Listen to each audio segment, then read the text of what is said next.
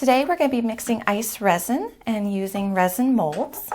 We're also going to be using some dyes as well to color that resin. So first, assemble all your materials. You've got your ice resin, which comes in part A and part B. Also in this kit are handy little measuring cups. It's nice because they actually have measurements right on their side. And you're also provided with some little stir sticks as well. We have a wide selection of molds. We have little hearts, we have circles, we have rectangles. There's many more shapes, including eggs and triangles, bangle bracelets, all sorts of fun things you can play with. So what I did is I cleaned these molds. I went ahead and I washed them. I didn't use soap. I just went ahead and used some warm water, and then I dried them with a clean cloth. I didn't want to use a paper towel because I don't want any fibers getting into the mold, because whatever is in the mold when you pour the resin is going to stay in there.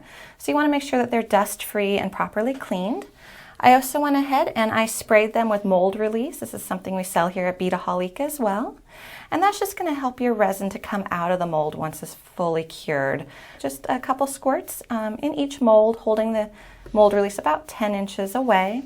And then I just let it dry. So we'll come back to those in just a moment, but first off we're going to go ahead and mix our resin. It's 1 part to 1 part, so I'm going to start. I'm going to do a little bigger batch, so I'm using a bigger cup. We sell these cups here as well, and they have the measurements on them as well. I'm going to start with my part A, which is my actual resin.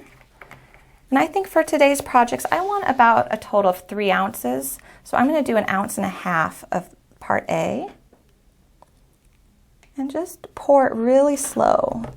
Now I'm going to add my part B, which is my hardener. And I'm going to go then right up to my 3-ounce line. What's nice about ice resin is you have a little time to play with it. So you're not having to work quite as quickly as some other resins. It's really important that your measurements are exact. So now I'm going to take my stir stick and I'm just going to start stirring it together. And I'm going to do this for 2 minutes. And now a little tip to help with the bubbles is we are just going to let it sit for about 5 minutes now. And I did forget to mention when we started that before we poured our resin, I did let the part A, which is the actual resin, warm up for about 40 minutes in a pan of warm tap water. You don't want it to be hot by any means, but you definitely want it to be warm. And that's going to help to reduce your bubbles as well. This is now set up for about 5 minutes, and so what I'm going to want to do is I want to do a couple different things today. I want to add some dye to it, actually a couple different colors, and then I also just want to have some clear as well. So I've taken separate little cups, and I'm going to add some of my mixture to these now. I don't have to be so exact on this one because it's already mixed together. Okay, I'm going to take 2 new clean stir sticks, and I'm going to add some color. I have Cast and Craft transparent resin dye, so this is going to be for my green. And it's nice because they have a very small little hole at the top, and so you're just going to do 1 drop at a time. So I'm going to put that 1 drop in, stir it up. Okay, I kind of want it to be a little bit darker, so I'm going to put another drop in. Stir that up. Let's try one more drop, and then that's going to be about it. I don't really want to change the property of my resin mixture. So keep stirring that until all striations are gone. Otherwise it's going to have a mottled effect, which could be really cool, but for what I'm going to do, I don't really want that. Now I am going to try to make some pink. In a minute, I have some great little heart-shaped molds I want to use. Just as when you're mixing food coloring, remember a little goes a long ways, especially with colors like red. First, I want to see what that's going to look like for me. And that is red. So I'm going to add some white to tame that down.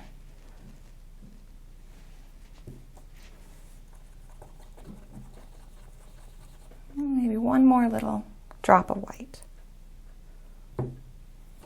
Okay, now that those are all stirred, I also pulled out some little findings. I have a little charm, I have a little bead, I've got some filigree.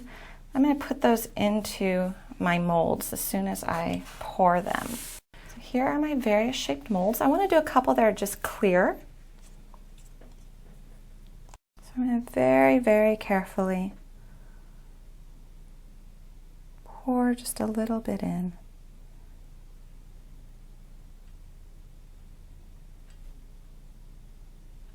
I'm going to go over here and do the same for some of my rectangles.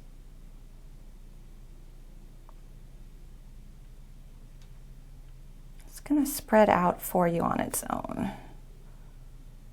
If you do have a piece where you really want to get into the corners, you can always take your stir stick and kind of help work it into the corners. Make sure you're always doing this on a flat surface, otherwise your resin is going to dry at an angle, which you, for obvious reasons, don't want.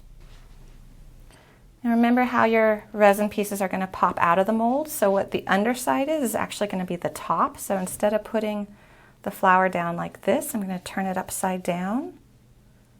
You can use a pair of tweezers too, that might be a little bit easier. Just going to let him drop in there. I liked this ring, so I'm going to go ahead and put it in there. Again, just use my stick to move it around. Then I'm going to drop this down in there as well.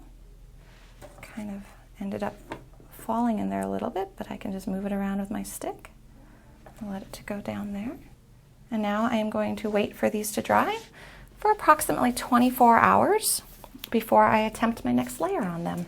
It's been 24 hours and we've let our resin cure in our resin molds, and it's hard to the touch now. And you can see we've added some different filigree pieces, brass stamping. This here is an image transfer.